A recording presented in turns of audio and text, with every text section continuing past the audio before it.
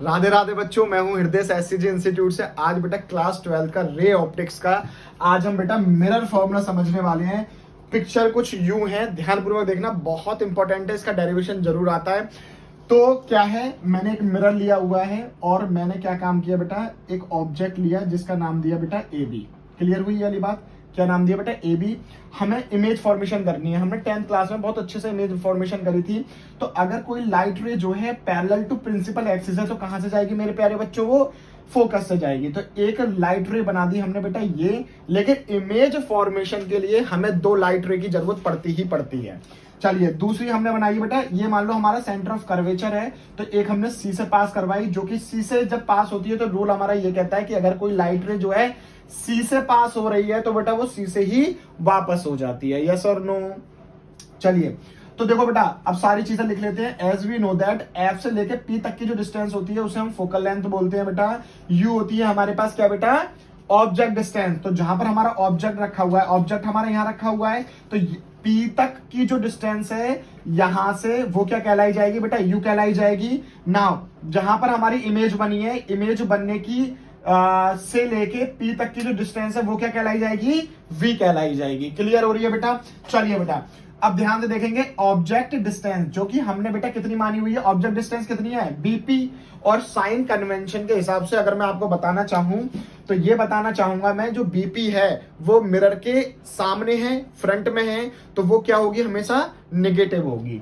तो देखो जो बीपी की डिस्टेंस है वो कितनी हो जाएगी बेटा, माइनस का यू हो जाएगी। नाउ इमेज डिस्टेंस जो है वो कितनी है, कहां से कहां तक में इमेज है बेटा, वी, ये रही। तो वी डैश ये क्या है बेटा, बी डैश से लेके पी तक जो कितनी है, माइनस का we.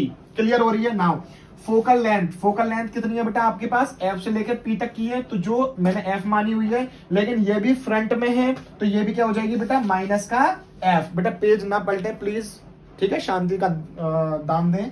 Radius of curvature, radius of curvature का मतलब का क्या होगा बेटा, ये सेंटर ऑफ कर्वेचर होता है, तो यहां से लेके और पोल तक की जो डिस्टेंस होती है that is called radius of curvature, जो क्या हो जाएगी बेटा, सीपी हो जाएगी। और वो कितनी होगी बेटा, माइनस का आर।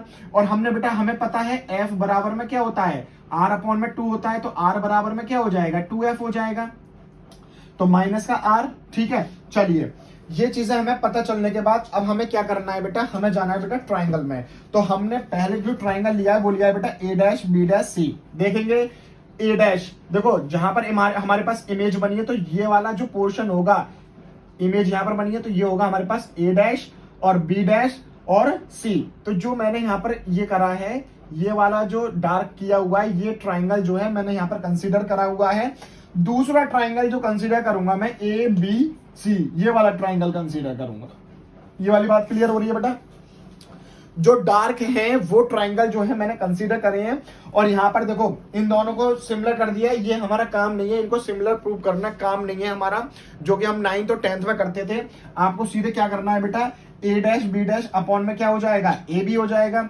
ए डैश और B dash, A dash B dash upon में क्या हो जाएगा, A B is equal to में क्या हो जाएगा, सी बी डैश। देखो ध्यान से देखना, इसकी ये वाली साइड ए डैश बी डैश ले ली हमने और इसकी ए बी साइड ले ली। ठीक है, तो ए डैश बी डैश अपॉन में ए बी हो जाएगा, और इक्वल्स टू में क्या करेंगे हम, बी डैश या फिर सी बी डैश लिख लो या बी डैश सी लिख लो, जैसा आपको सही लगे। तो मैंने यहाँ पर सी बी डैश लिखा हुआ है, तो सी बी डैश और यहां पर क्या ले लिया है बेटा, मैंने बी सी ले लिया है। ठीक है, तो इनका रेशियो निकाल लिया है, इन सारी साइड्स का क्या निकाल लिया, इन ट्राइंगल के साइड्स का क्या निकाल लिया, रेशियो निकाल लिया है। चलिए बेटा सी बी डैश यहां पर चेक करते हैं, सी बी डैश ये वाली चीज है, देखो सी ये रही और बी डैश ये रही, तो ये वाली डिस्टेंस आप कैसे निकाल सकते हो, ध्यान से देखो बेटा, सी और पी तक की जो डिस्टेंस है वो सीपी हो गई।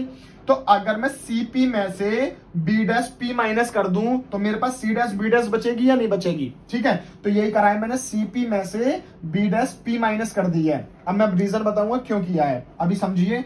बीसी, बीसी कितनी है बेटा, बीसी, तो बी पी में से अगर मैं सी पी माइनस कर दूंगा तो मेरे पास क्या आ जाएगी, बीसी आ जाएगी। क्लियर हो गई? सीपी डैश, देखो सॉरी सीपी, तो सीपी की वैल्यू आपको कितनी दे रखी है, माइनस का आर। मैं आपको बता देता हूं हमने ऐसा क्यों किया।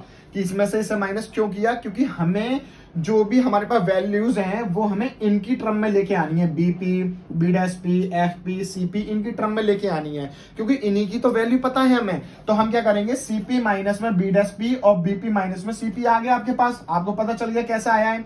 तो देखो सीपी की वैल्यू कितनी है बेटा, माइनस का आर, माइनस का साइन ये रहा है, और बी डैश पी की वैल्यू कितनी है बेटा, माइनस का वी, तो मैंने ब्रैकेट में लिख दिया, अपॉन में बीपी, बीपी की वैल्यू कितनी है बेटा, माइनस का यू, फिर माइनस है, सीपी की वैल्यू कितनी है बेटा मेरे पास, माइनस का आर। तो जब माइनस माइनस क्या हो जाएगा, प्लस हो जाएगा, माइनस माइनस क्या हो जाएगा, प्लस हो जाएगा। इसको मैंने क्या मान लिया बेटा, इक्वेशन नंबर 1। क्लियर हुई वाली बात। नाउ अब देखो बेटा, इक्वेशन नंबर 1 क्लियर हो गई। अब देखो हमने कौन कौन से ट्राइंगल लिए बेटा, A dash B dash P, A dash B dash और पी, ये वाला ट्राइंगल लिया है हमने, इस तरह से एंगल लिया हमने ए डैश बी डैश पी, ठीक है, यहां पर हम एंगल की बात कर रहे हैं, ठीक है, A dash B dash P. और दूसरा ट्राइंगल क्या लिया है बेटा हमने, A B P, A B और पी, ए बी पी, ध्यान से देखो बेटा, ए बी पी यहां तक, और ए डैश बी डैश पी, ए डैश बी डैश पी, ध्यान से समझ में आ रही है वाली बात। तो इनका भी हम क्या है, जो भी साइड्स हैं उनका रेशियो निकाल लेंगे।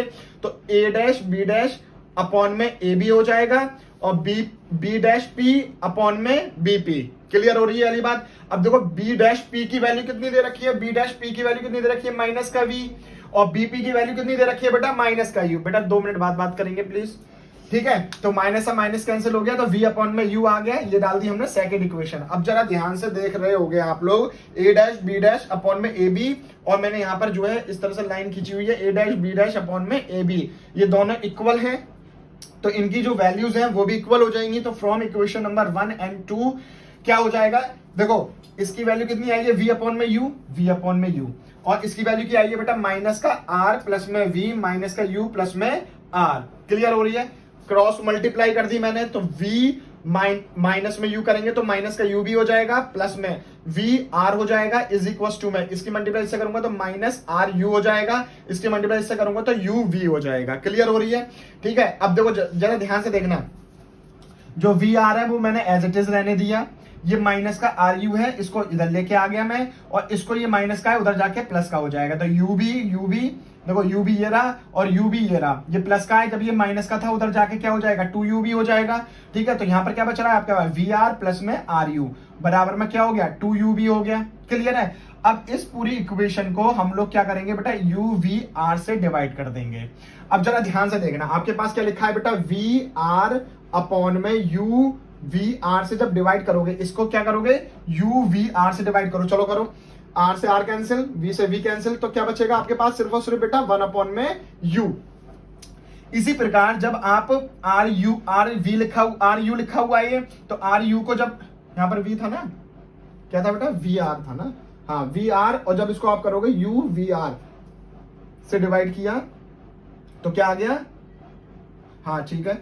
तो v से v कैंसिल हो गया, r से r कैंसिल हो गया, तो यहां पे क्या आ गया, 1 अपॉन में u। अब जब इसको डिवाइड करोगे, ये v लिखा हुआ है, r v लिखा हुआ है ना, r u, तो जब इसको डिवाइड करोगे तो देखो क्या होगा, u से u कैंसिल आउट हो जाएगा, r से r कैंसिल आउट हो जाएगा, तो यहां पर भी क्या बचेगा, 1 अपॉन में v इज इक्वल टू में, जब आप इसको करोगे तो देखो क्या लिखा हुआ है, 2uv अपॉन में u v r कर रहे हैं हम लोग, ठीक है। तो u से u कैंसिल हो गया, v से v कैंसिल हो गया, तो क्या आ गया, 2 अपॉन में r आ गया। अब जरा ध्यान से देखना, 2 अपॉन में जो r है, और हमें पता है जो रेडियस ऑफ कर्वेचर होती है वो क्या होती है, 2f होती है, तो 2 जो है वो इसके डिवाइड में पहुंच जाएगी, तो r अपॉन में 2 हो जाएगा। अगर मैं इसको पलट दूं, रेसिप्रोकल कर दूं, तो ये 1 अपॉन में f हो जाएगा, और ये क्या हो जाएगा, 2 अपॉन में r हो जाएगा। तो 2 अपॉन में r और 2 अपॉन में r की जगह मैं 1 अपॉन f लिख सकता हूं। तो ये क्या आया था, 1 अपॉन में u प्लस में 1 अपॉन में v इज इक्वल टू, इस पूरे की जगह मैं क्या लिख सकता हूं, 1 अपॉन में f, और यही हमारा क्या था बेटा, मिरर फॉर्मूला का डेरिवेशन होता है, ठीक है। तो अगर वीडियो अच्छी लगी हो तो लाइक करें, कमेंट करें, और चैनल को सब्सक्राइब कर लें। राधे राधे।